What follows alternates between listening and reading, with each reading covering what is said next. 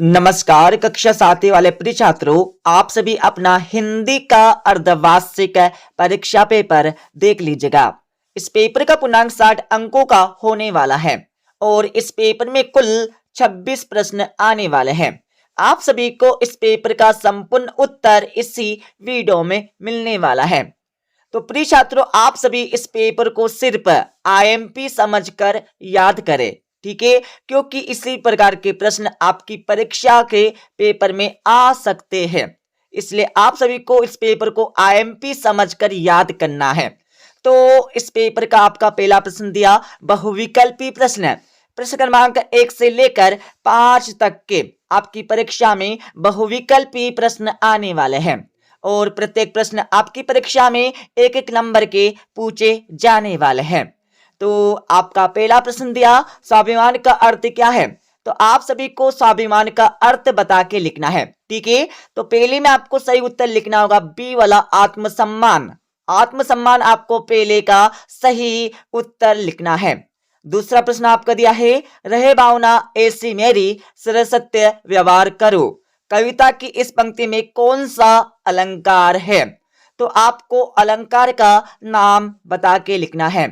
तो दूसरे प्रश्न में आपको सही उत्तर लिखना होगा डी वाला श्लेष अलंकार। श्लेष अलंकार आपको दूसरे प्रश्न का सही उत्तर लिखना है।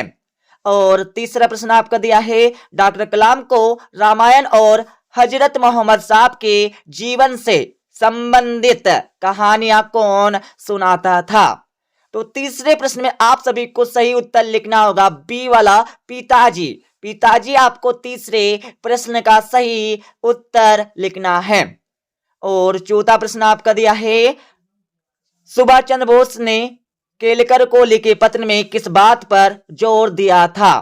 तो चौथे प्रश्न में आप सभी को सही उत्तर लिखना होगा डी वाला भारतीय स्वतंत्रता संग्राम की एकता। तो डी वाला आपको चौथे प्रश्न में सही उत्तर लिखना है। पांचवा प्रश्न आपका दिया है निम्नलिखित में से स्वर संधि का उदाहरण कौन सा है। तो आप सभी को बताना होगा स्वर संधि का उदाहरण कौन सा है। तो पांचवें प्रश्न में आप सभी को सही उत्तर लिखना होगा डी वाला हिमालय। हिमालय आपको पांचवें प्रश्न का सही उत्तर लिखना है। तो आप सभी आईएमपी समझकर इन प्रश्नों को पढ़ लीजिएगा, क्योंकि इसी प्रकार के प्रश्न आपकी परीक्षा के पेपर में आ सकते हैं। अब आप सभी रिक्त स्थान देख लीजिएगा। प्रश्न क्रमांक 6 से लेकर 10 तक के आपकी परीक्षा में रिक्त स्थान पूछे जाने वाले हैं और प्रत्येक प्रश्न आपकी परीक्षा में एक एक नंबर के आने वाले हैं। तो आपका छठा प्रश्न दिया योगाभ्यास के लिए सर्वोत्तम समय कौन सा है। तो आप सभी को बताना होगा योग अभ्यास के लिए सर्वोत्तम समय कौन सा है। तो पहले में आपको लिखना होगा सुबह, छठे में आपको लिखना होगा सुबह आपको लिखना है, ठीक है। और सातवां प्रश्न आपका दिया है मध्य प्रदेश में कुंभ मेला प्रत्येक 12 वर्ष बाद किस नगर में लगता है। तो उस नगर का नाम आप सभी को बता के लिखना है। तो सातवें प्रश्न में आप सभी को सही उत्तर लिखना होगा उज्जैन। उज्जैन आपको लिखना है, ठीक है। उज्जैन आपको सही उत्तर लिखना है और उज्जैन का पुराना नाम अवंतिका, ओके।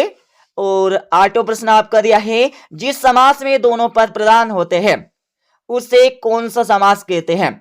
तो जिस समास में दोनों पद प्रधान होते हैं उसे कैसा समास कहते हैं। तो आठवें प्रश्न में आपको लिखना होगा द्वंद्व समास। क्या लिखना है? द्वंद्व समास आपको लिखना है, ठीक है। और नौवां प्रश्न आपका दिया है तेल लगाई लगाई के अंजन बनाई बनाई डिटो नहीं। तो नौवे में आपको लिखना होगा भोए। भोए आपको लिखना है, ठीक है, लिख लीजिएगा और आईएमपी समझकर पढ़ लीजिएगा। और 10वां प्रश्न आपका दिया है गी शब्द का आप सभी को तत्सम रूप बताना है। तो इसमें आपको लिखना होगा घृत। घृत आपको लिखना होगा गी शब्द का तत्सम रूप। अब आप सभी अति लघुत्तरीय प्रश्न देख लीजिएगा। प्रश्न क्रमांक 11 से लेकर 16 तक के आपकी परीक्षा में अति लघुत्तरीय प्रश्न आने वाले हैं और प्रत्येक प्रश्न आपकी परीक्षा में 2-2 नंबर के पूछे जाने वाले हैं। तो आपका 11वां प्रश्न दिया है अस्तोमा सद्गमय तमसोमा ज्योतिर्गमय का अर्थ आप सभी को लिखना है। तो इसका उत्तर आपको बताएंगे इस वीडियो के लास्ट में। और 12वां प्रश्न आपका दिया है, गुरु नानक देव का शिष्य लहीना किस नाम से प्रसिद्ध हुआ? तो आप सभी को बताना होगा गुरु नानक देव का शिष्य लहीना किस नाम से विश्व में प्रसिद्ध हुआ, इसके बारे में आपको लिखना होगा। और 13वां प्रश्न आपका दिया है, डॉक्टर कलाम की सफलता के मुख्य सोपान क्या क्या है, उनके बारे में आपको लिखना है। ठीक है, अब आप सभी यहाँ पर 14वां प्रश्न देख लीजिएगा। कृष्ण माँ यशोदा से किसकी शिकायत कर रहे हैं, इसके बारे में आपको लिखना होगा। और 15वां प्रश्न आपका दिया है, टाट्या के चरित्र की कोई 2 विशेषताएं आपको लिखना है।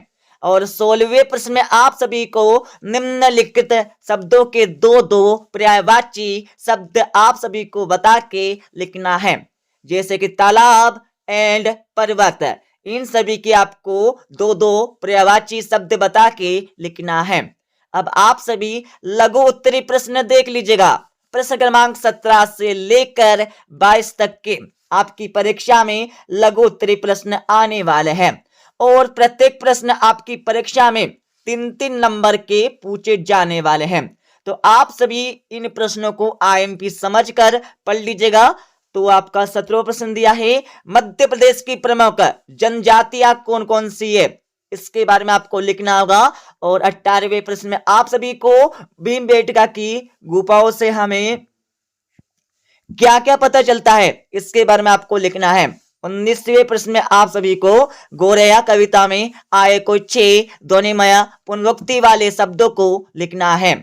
और 20वें प्रश्न में आप सभी को वीरता कलंकित ना हो सुशोभित हो, इसके लिए कौन कौन से कार्य करना चाहिए, इसके बारे में आपको लिखना है।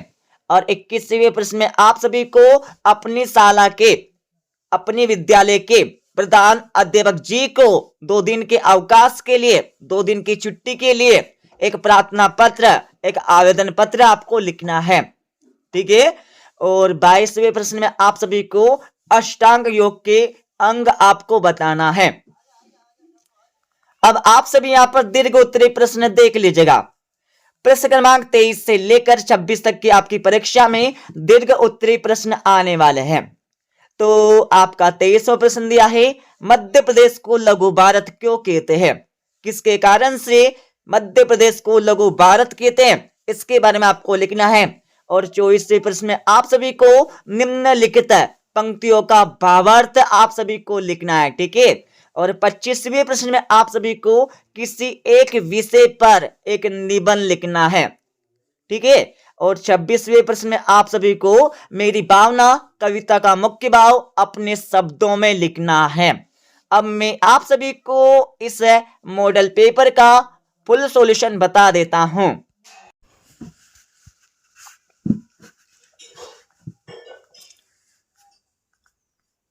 अब आप सभी प्रिय छात्रों इस पेपर का संपूर्ण उत्तर यहां से देख लीजिएगा।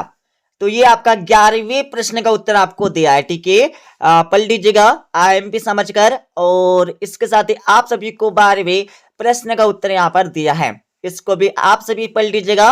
और आप सभी को 13वें प्रश्न का उत्तर यहाँ पर दिया पूरा ऊपर से लेकर नीचे तक। ठीक है, इसको भी पढ़ लीजिएगा। और आप सभी को यहाँ पर 14वें प्रश्न का उत्तर यहाँ से मिल जाएगा। ठीक है, इसको भी आप सभी पढ़ लीजिएगा। इसके साथ ही आप सभी को 15वें प्रश्न का उत्तर यहाँ पर दिया है, जिसमें टाट्या के चरित्र की 2 विशेषता आपको लिखना होगा। और इसके साथ ही आप सभी को मिल जाएगा यहाँ पर 16वें प्रश्न का उत्तर, जिसमें निम्नलिखित शब्दों के 2 पर्यायवाची शब्द आपको लिखना होगा। और आप सभी को यहाँ पर मिल जाएगा 17वें प्रश्न का उत्तर। 17वें के बाद आप सभी को यहाँ पर मिल जाएगा 18वें प्रश्न का उत्तर। 18वें के बाद आप सभी को यहाँ पर मिल जाएगा 19वें प्रश्न का उत्तर। ठीक है, 19वें के बाद आप सभी यहाँ से देख लीजिएगा 20वें प्रश्न का उत्तर। 20वें के बाद थोड़ा आगे चलेंगे तो आप सभी को 21वें प्रश्न का उत्तर यहाँ पर मिल जाएगा, जिसमें 2 दिन के अवकाश के लिए 2 दिन की छुट्टी के लिए आपको अपने विद्यालय के अपनी शाला के प्रधान अध्यापक जी को एक आवेदन पत्र एक प्रार्थना पत्र आपको लिखना है। और आप सभी को यहाँ पर मिल जाएगा 22वें प्रश्न का उत्तर पूरा ऊपर से लेकर नीचे तक, आप सभी यहाँ से देख लीजिएगा। और आप सभी को यहाँ पर मिल जाएगा 23वें प्रश्न का उत्तर, 23वें के बाद आप सभी को यहाँ पर मिल जाएगा 24वें प्रश्न का उत्तर, ठीक है। 24वें के बाद आप सभी को यहाँ पर मिल जाएगा 25वें प्रश्न का उत्तर, जिसमें क्या करना होगा आपको परीक्षा में किसी एक विषय पर एक निबंध लिखना है।